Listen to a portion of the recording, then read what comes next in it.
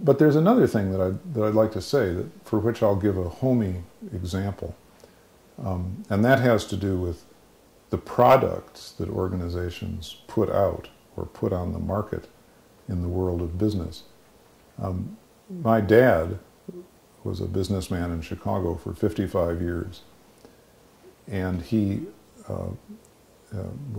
eventually became president and owner of the major Midwest distributor of Syracuse china, Reed and Barton silverware, and Fostoria glass for restaurants, usually pretty good restaurants in Chicago and other major Midwestern cities.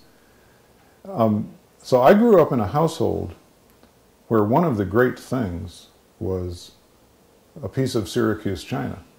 My dad would hold one of these plates up to the light and he'd say, "This is fine china because you can see your hand right through it. Now look at this piece of dime store china.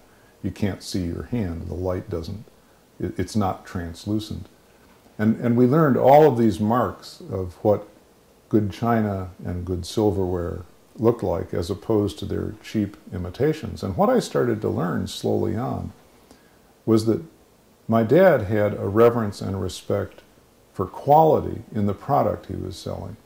And the reason that he would not sell anything that in his judgment did not have quality was that to do so would be to dishonor the people he was selling to.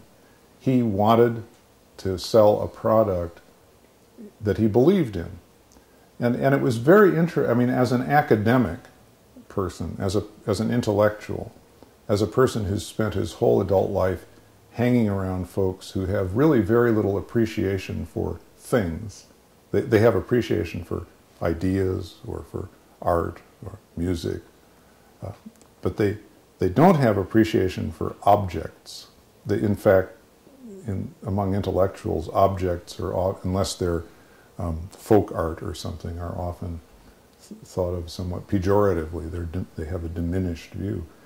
It was very interesting to grow up with a man, my father, for whom I had immense respect, best man I ever knew, who had respect for a piece of china or a piece of silverware, and linked that in his mind to good service to a customer, to putting on the table at a restaurant something that would enhance the dining experience for everybody concerned.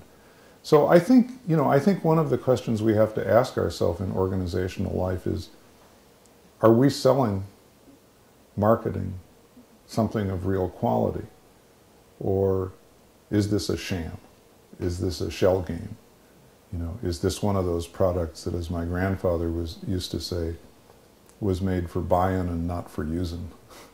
And if so, that crucial great thing is then lacking at the center of organizational life. So I think it's people, and I think it's things as well. Great thing, literally, in that case.